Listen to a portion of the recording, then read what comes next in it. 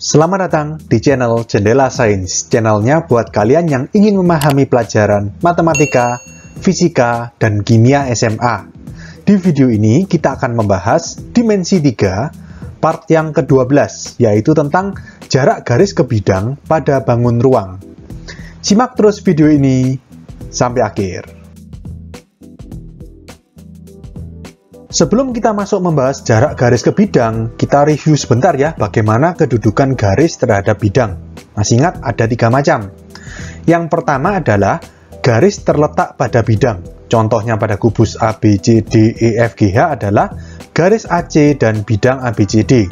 Kalau kalian lihat garis AC itu kan diagonal sisi pada sisi kubus yang bawah. Bidang ABCD ya sisi kubus yang bawah ini. Garis AC terletak pada bidang ABCD. Kalau garis terletak pada bidang, maka jarak garis ke bidang ya 0, karena kan memang garis itu terletak pada bidang, atau garis itu menempel pada bidang, jadi nggak ada jaraknya 0. Yang kedua, kalau misalkan garis sejajar dengan bidang. Jadi di sini contohnya garis EF dengan bidang ABCD. EF itu kan garis atau rusuk yang atas ini. ABCD itu yang bawah.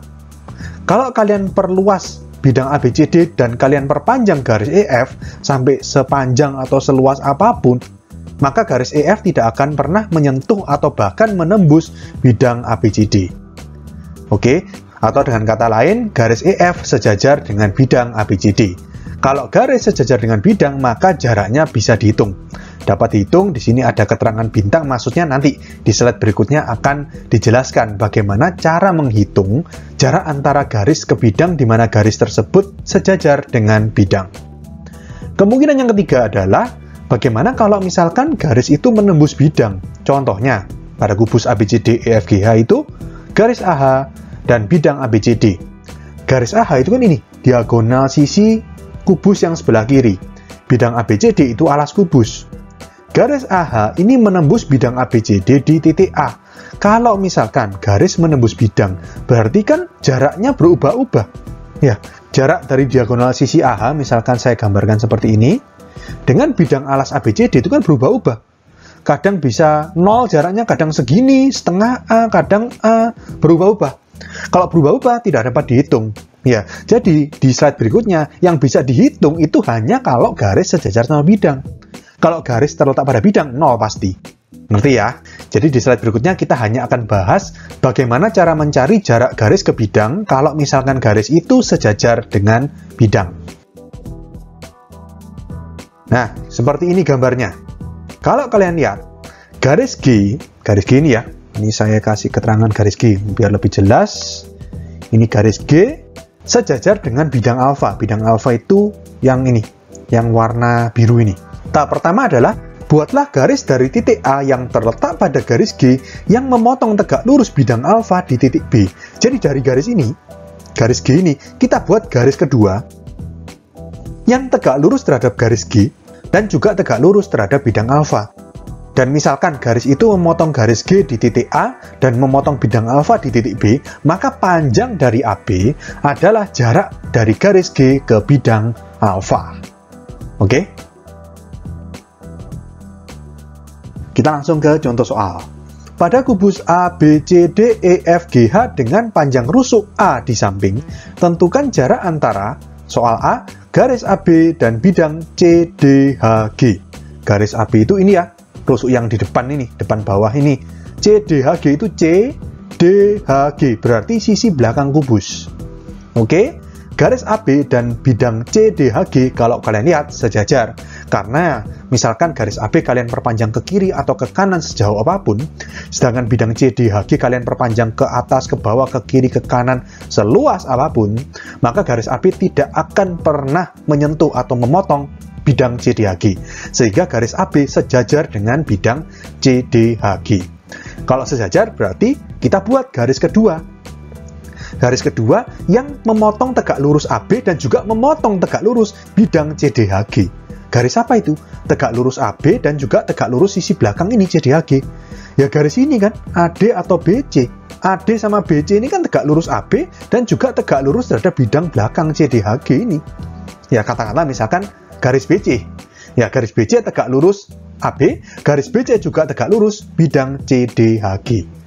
Oke, sehingga di sini titik perpotongannya dengan garis kan titik B, sedangkan titik perpotongan dengan bidang titik C. Ya sudah, berarti jarak dari garis AB ke bidang CDHG ya sama dengan panjangnya BC. BC ini apa? BC ini rusuk. Ya sudah, kita dapatkan jawaban soal A, jawabannya adalah rusuk. Rusuk itu kan A. Berarti jawabannya jarak antara garis AB dan bidang CDHG adalah A.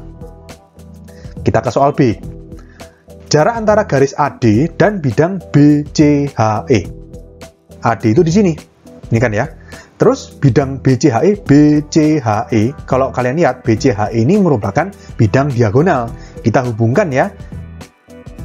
Oke. Kalau kalian lihat garis AD itu sejajar terhadap bidang BCHE. Bidang BCHE kalian perluas ke kiri atas maupun ke kanan bawah sejauh apapun, dan garis AD kalian perpanjang ke depan atau ke belakang sejauh apapun, maka perpanjangannya tidak akan pernah menyentuh atau bahkan memotong bidang BCHE. Sehingga garis AD di sini sejajar dengan bidang BCHE. Kalau sejajar berarti kita buat garis dari AD yang tegak lurus terhadap bidang BCHE. Garis apa itu? Ya ini, dari A ke tengah-tengahnya EB. A ke sini, misalkan saya buat garis biru. Dari A ke tengah-tengahnya BE. Nah, ini kan tegak lurus, ya kan? Seandainya garis biru ini saya perpanjang, kan ke F nih. Jadinya gini kan, diagonal sisi dari persegi itu tegak lurus, berpotongan tegak lurus. Ya, berpotongannya, kalau kalian masih ingat, titik tengah-tengahnya sisi depan ini adalah titik S2. Ya kan? Jadi di sini garis yang warna biru ini memotong tegak lurus bidang BCHE di titik S2. Sehingga jarak antara garis AD dengan bidang BCHE adalah panjang dari AS2. AS2 ini berapa? Kalau AF itu kan diagonal sisi, A akar 2. Berarti kalau AS2 separuhnya, ya sudah kita dapatkan jawaban soal B. Jarak antara garis AD dan bidang BCHE, atau dalam hal ini AS2, itu adalah setengah A akar 2. Kita ke contoh soal berikutnya. Pada kubus ABCDEFGH dengan panjang rusuk A di samping, tentukan jarak antara garis FP1 dan bidang AR1R3. Oke, jadi di sini FP1 ya.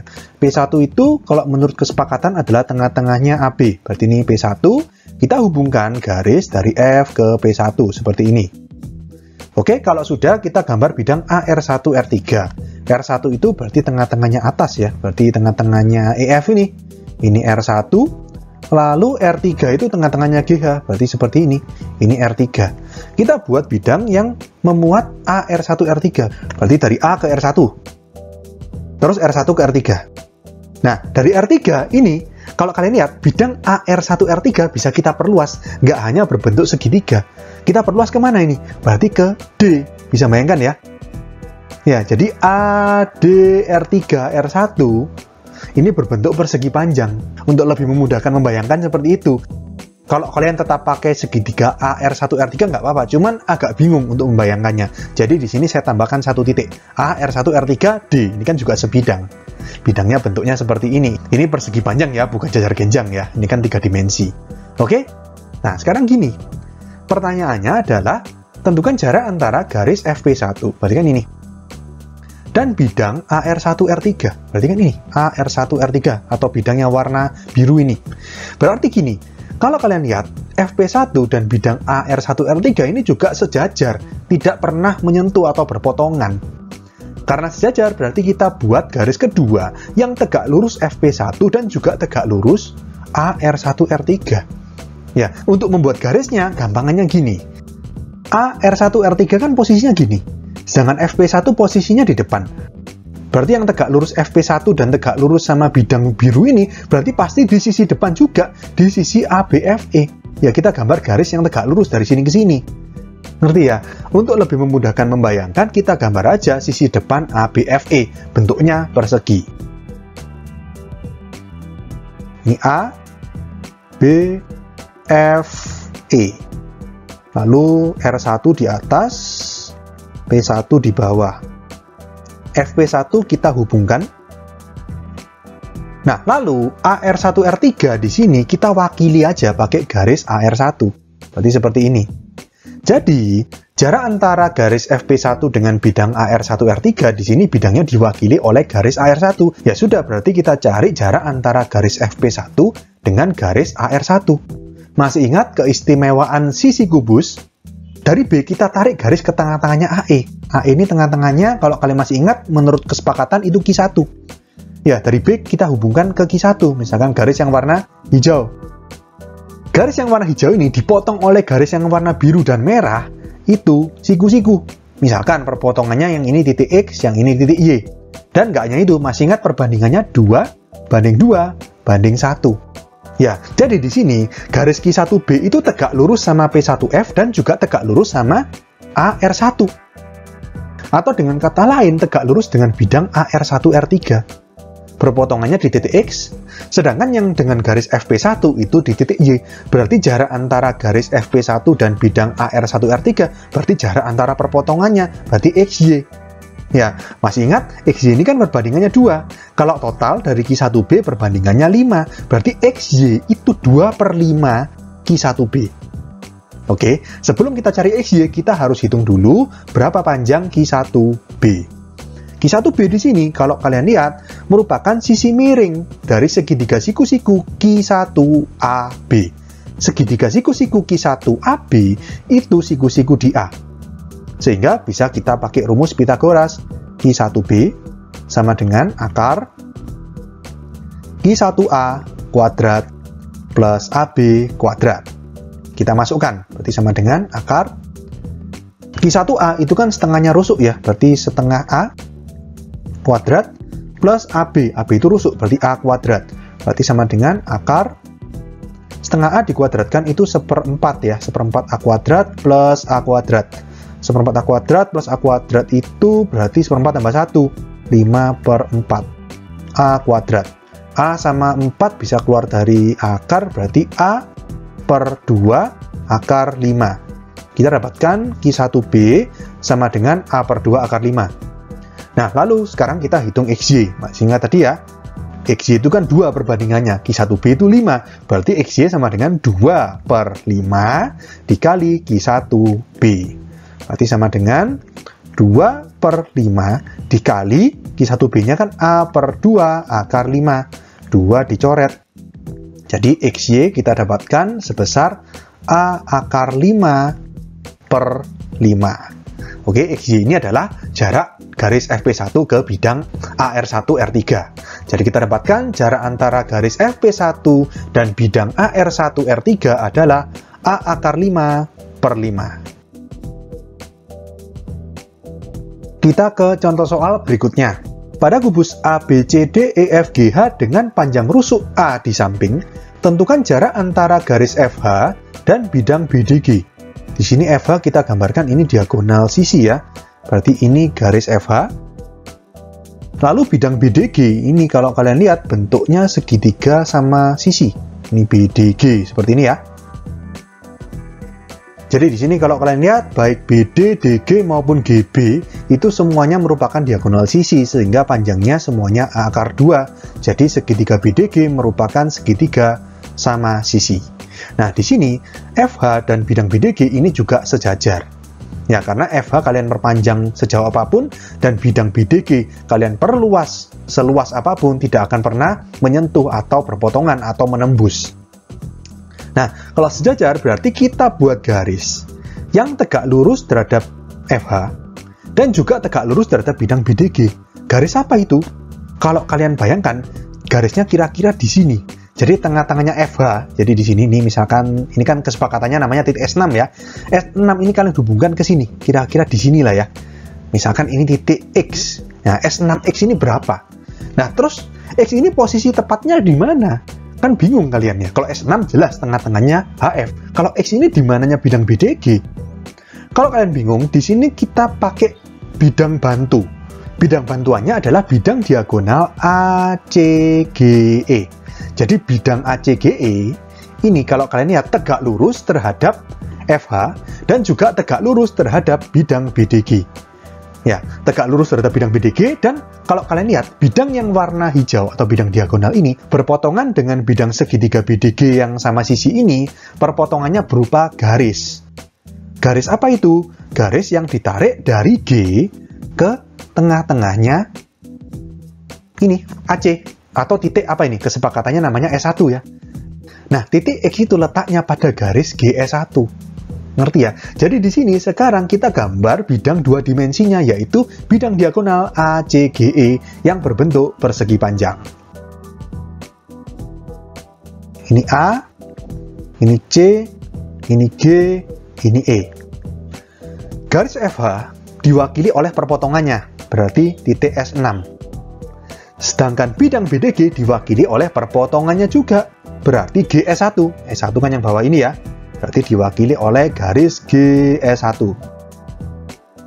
Nah, dari titik S6, ini kita tarik garis yang tegak lurus GS1. Masih ingat keistimewaan bidang diagonal? Dari S6, kalau kalian tarik ke tengah-tengahnya CG, atau ini namanya, kalau kalian masih ingat di kesepakatan, namanya Q3. Dari S6 ke Q3, ini kita tarik garis lurus. Dia akan memotong tegak lurus garis GS1. Ini siku-siku. Di titik X. Nah, S6X ini yang akan kita hitung. Gimana cara menghitungnya? Kita buat garis bantu dari S6 ke S1. S6, S1G ini juga merupakan segitiga siku-siku, siku-sikunya di S6. Seperti ini ya. Nah, S6 ke S1 ini jaraknya sama dengan AE atau GC. Ya, yaitu rusuk, berarti A. Sedangkan S6G ini kalau kita lihat di kubus itu separuhnya EG. EG itu diagonal sisi. Berarti kalau S6G itu setengahnya diagonal sisi atau setengah A akar 2. Oke, S6 S1 tahu, S6G tahu, sekarang kita cari S1G. Ya, S1G berarti ya tinggal pakai rumus Pitagoras. S1G sama dengan akar S6 S1 kuadrat plus S6G kuadrat. Berarti sama dengan akar S6 S1 itu A, berarti A kuadrat plus S6G itu setengah A akar 2 dikuadratkan. Berarti sama dengan akar A kuadrat plus setengah A akar 2 dikuadratkan. Setengah kuadrat itu 4, akar 2 kuadrat 2. Seperempat kali 2 setengah ya, berarti setengah A kuadrat. A kuadrat ditambah setengah A kuadrat itu 3/2. A kuadrat. Berarti sama dengan A akar 3/2. Kita rasionalkan kali akar 2 per akar 2. Berarti kita dapatkan S1G sama dengan A akar 6/2. Nah, lalu untuk mencari S6X, masih ingat pakai cara luas segitiga. Perhatikan segitiga S1 S6G. Luas dari segitiga S1 S6G itu kan setengah kali alas kali tinggi. Ya, kalau kalian lihat di sini, alasnya kan yang lurus ini ya, S6G terus tingginya S6 S1. Berarti setengah dikali S6G dikali S6 S1. Tetapi kita lihat dari sudut pandang yang berbeda. Luas segitiga S1 S6G sama dengan, coba kalian agak miringkan kepalanya ke kiri gitu ya, S1G sekarang menjadi alas. Kalau S1G menjadi alas, maka tinggi dari segitiga adalah S6X. Berarti kalau setengah kali alas kali tinggi, ya setengah kali alasnya sekarang S1G. Tingginya S6X. Karena ini segitiga yang sama, berarti ini sama. Atau bisa kita sama dengankan. Ya, berarti setengah dikali S6G dikali S6 S1 sama dengan setengah dikali S1G dikali S6X. Setengahnya bisa kita coret. S6G kita masukkan setengah A akar 2 dikali S6 S1 itu A sama dengan S1G tadi kita hitung jawabannya A akar 6/2 dikali S6X ini dicari. Oke, setengah dan per 2 dicoret, A dan A dicoret, jadi S6X sama dengan A akar 2 per akar 6. Ya, akar 2 sama akar 6 kan bisa kita bagi ya, bawahnya jadi tinggal akar 3. Kita rasionalkan kali akar 3 per akar 3. Berarti S6X kita dapatkan sama dengan A akar 3 per 3. Berarti kita dapatkan jawabannya. Jarak antara garis FH dengan bidang BDG adalah A akar 3 per 3. Oke, sekian untuk video kali ini. Untuk melihat playlist lengkap dari bab ini, bisa kalian klik thumbnail yang ada di sebelah kanan atas ini. Jika ada pertanyaan, saran, maupun kritik bisa kalian tulis di kolom komentar. Semoga bermanfaat dan sampai jumpa di video selanjutnya.